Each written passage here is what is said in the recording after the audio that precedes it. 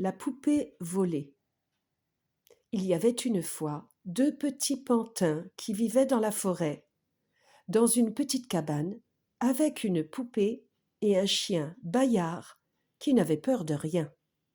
Un jour, les petits pantins partirent se promener avec le chien et la poupée se trouva seule à la maison.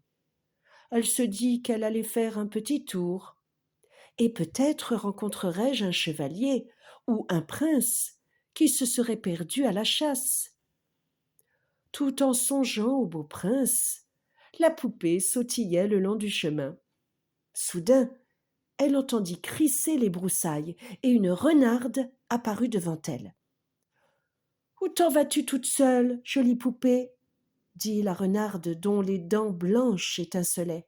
« N'aie donc pas peur de moi, tout le monde me connaît dans la forêt. » « Où vas-tu donc, jolie poupée ?»« Nulle part, je me promène. »« Dis-le-moi, tu peux tout me dire. Je sais tout ce qui se passe ici. »« Ah oui, et pourrais-tu me dire s'il existe un château par ici, avec un prince ou une princesse ?»« Justement, » dit la renarde en clignant des yeux. « Tout près d'ici, il y a 3 princesses et un prince. »« Vraiment ?» s'étonne la poupée. « Je ne te dis que la vérité. 3 princesses avec un prince. Mais ils sont ensorcelés. Juste ciel! Et je pourrais les délivrer, moi? Je pense que tu y arriverais. Attends, je vais te conduire. »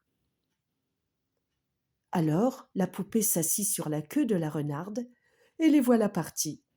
C'est à peine si la poupée distinguait les arbres qui défilaient autour d'elle à toute vitesse.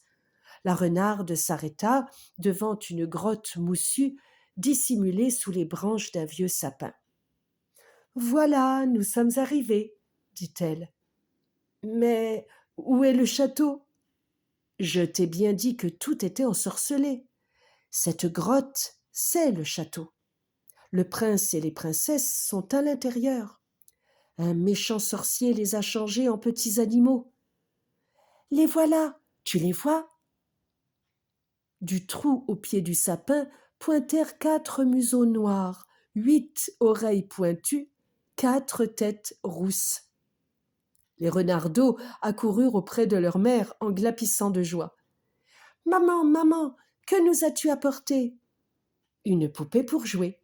La voilà, surveillez-la et ne la laissez pas échapper. » Et la poupée semblait ensorcelée à son tour.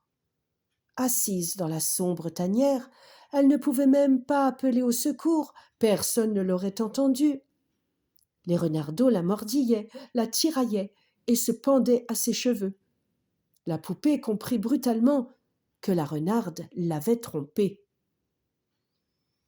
Entre-temps, les petits pantins et le chien étaient rentrés chez eux. Mais où était passée la poupée ? Ils la cherchèrent dans la forêt, l'appelèrent, fouillèrent les moindres recoins. Bayard trouva une trace. Elle a marché jusqu'ici, puis elle a disparu. Quelqu'un l'a emportée. Pendant ce temps, au fond de la tanière, la poupée réfléchissait. Le plus petit des renardeaux ne cessait de parler. « N'est-ce pas que je suis plus jolie que mes sœurs ? J'ai de si mignonnes oreilles et une queue si magnifique. Tu serais plus jolie encore si tu avais comme moi un ruban dans les cheveux. Si tu le veux, je te le donne. »« Oh oui, attache-le-moi. Oh, que c'est joli !» Et en un tournement, chaque renardeau fut décoré d'un ruban. Ils paradaient, faisaient les beaux. L'un après l'autre, ils se précipitèrent au dehors pour guetter la renarde. Puis ils revinrent sans leurs ornements. Ils les avaient perdus dans l'herbe et les fourrés. Mais la poupée décora de nouveau leurs pattes et leur queue.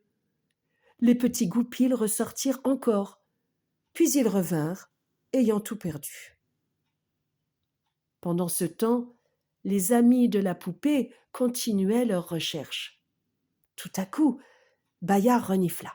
« Je sens quelque chose. Ça sent notre poupée par ici. Et là, un ruban clair flotte sur le buisson de framboisier. Et là, près de ce chêne, il y a un lambeau de tissu. C'est un bout de tablier, pourvu qu'un oiseau ne l'ait pas mis en pièces. Je sens une odeur de renard, dit Bayard. Ils ont leur tanière par ici. Poupée, es-tu là? Rapide comme une flèche, la poupée bondit. Personne n'osa la retenir. Les renardeaux se blottirent dans le coin le plus sombre de la tanière. Ils tremblaient comme des feuilles. La poupée eut pitié d'eux. Laisse-les, Bayard. Ils n'ont rien fait d'autre que de jouer avec moi. D'accord, je ne leur ferai rien. Mais la vieille, si un jour je la rencontre, elle aura affaire à moi.